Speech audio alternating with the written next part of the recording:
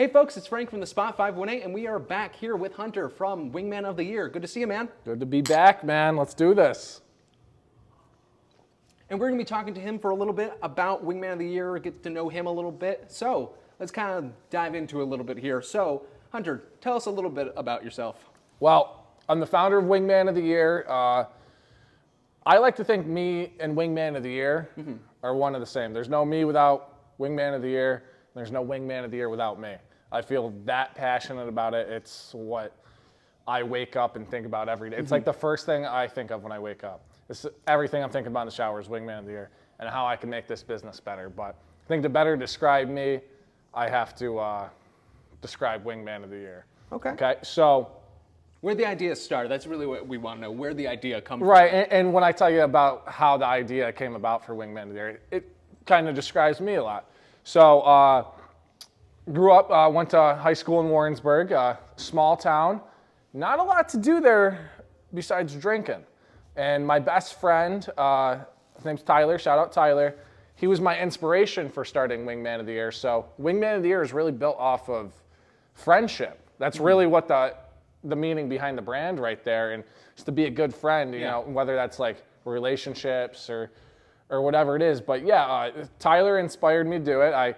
We won't go into full detail. You could search the internet, search Wingman of the Year, find the full origin story and whatnot of how the name came about. But I wingman for my best friend Tyler, and then come Monday in school, in high school, he's like, "Hey, you're the Wingman of the Year." And then years later, I started the brand, but I was always told I was lazy growing up, Frank, and I started to believe it. Yeah. And I always had like an entrepreneur spirit because my dad's like an entrepreneur. Yeah. And I wanted to do something, but I never knew what I wanted to do.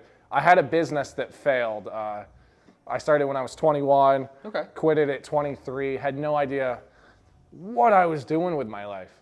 Fast forward a few years later, we're doing it. And it's coming, like all my goals and like what I thought this could be are happening. It took a lot. Yeah. Like there were so many times I wanted to quit and whatnot, and we still haven't fully made it, but I got a team of about 7 people now, including myself. Has it always been in Albany, or did you start back in your hometown first? No, I did start in my hometown, and I taught myself how to make t-shirts because it's a clothing brand too. Okay. I started a business because I wanted to hang out with my friends, and but I grew up like being told I was lazy. Yeah. And then I found I'm not lazy because I wake up and live and breathe you're this. dedicated. Again, I've worked with you before on things. Again, you're on top of it. You got all your branding set up. You got merchandise already. Again, like I'm very impressed. And how long did you say you've been doing this for? Like when did you like what year? I don't think you put a year on it. When did you like officially start Wingman of the Year? Like I think probably the idea was in my head around 2018. Okay. I started a podcast around early 2019. Stopped doing the podcast after a little bit. Okay. Because I had to form the brand around it. Gotcha. And I had to find the right person to do this with because I knew I couldn't do it by myself. Because a lot of people are quitters. I'm just going to throw it out there. Hey man, some people just aren't passionate enough. That's really what it's about. It's right. about They want to see fast money. There's a lot of sweat equity that needs to go in this. That's a good term. I like that term. And Frank, this is going to sound very cliche. Go for it. But I needed to find my wingman to run the company with. Of course. And shout out Max and Emmons from Rutland, Vermont. He was my wingman. He's the first guy I brought on board. I'm like, hey, I got this crazy idea. You want to do it? He's got a background in radio and whatnot. He's excellent at talking. He's the best, nicest guy I've ever met. He's the greatest wingman. He is the Wingman of the Year. And we started this, and I was active duty in New Hampshire for the Navy for the first year of this, so I couldn't even really do video content. Wow. Didn't even know that. So we were very hindered, and we were throwing anything at the wall trying to figure it out. Yeah. But I feel like we finally found our groove a couple months ago. There's a mountain to climb. I always say that. I love to stay humble. I'm probably a little too humble, honestly. Because Whatever keeps you honest, right? You're only as good as your last video. TikTok's our biggest platform. Instagram, YouTube's starting to take off a little bit for us right now too, actually. So we're trying to be relevant on every platform because if one goes away, one day you're left with nothing. Like if I just relied on TikTok, that's not, you're not building a business. So you'd say a good piece of advice is to kind of branch out and put yourself in a little bit of each space, right? Just in case. Absolutely, absolutely. Because the algorithm is, I know everybody's always complaining about the algorithm. It's right. Again, we know it too. That's why we've been trying to branch out doing this stuff. Because again, we're trying to reach a new audience. Yep. You know, with the youth and all that. But yeah, it definitely is tough. It definitely is tough. What are some tips you would say that you would recommend to like keep yourself relevant or like keep that, you know, For the machine general going? content creator? Yeah, in general.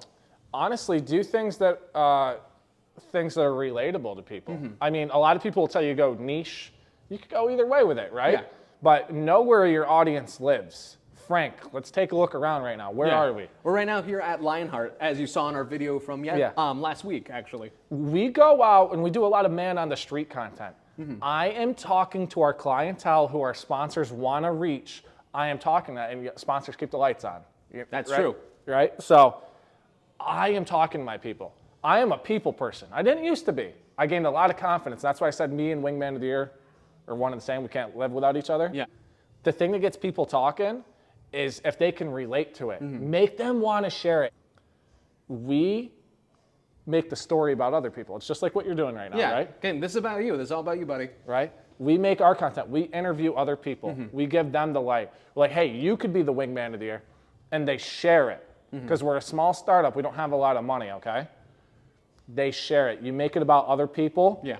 They're going to like you. They're going to share it. And they're going to help you grow your brand. And that's very true. I think other people I've interviewed, it kind of goes full circle where everyone just wants to be heard. Everyone wants to tell their story and feel like they belong. In the same way when it comes to content creation and collaboration, you know, you help somebody out, it'll come back to you. We're not selling a product. We're not putting sales in your face Yeah. all the time. We never, almost never, like unless it's like Christmas, like Black Friday deal. You're selling an experience, an atmosphere, a vibe.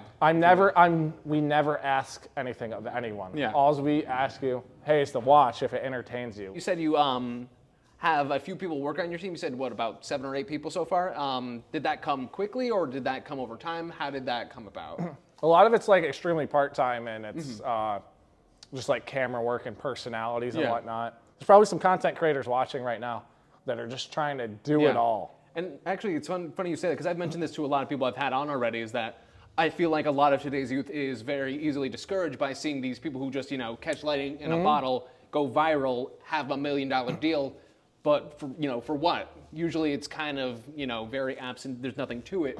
So again, nothing's created in a vacuum. Collaboration is key, you'd say. Yeah, I mean, and here we are. I mean, it really is like they say, like grow a YouTube, you need to collaborate, right? Yeah, and it's so true. And my brand is called Wingman of the Year. It's not bull crap. Yeah. I literally live by what my brand means. We are nothing without each other. Like again, in essence, of being a wingman, you're being there for somebody. So that's kind of what you're doing, and that's what we're doing right here.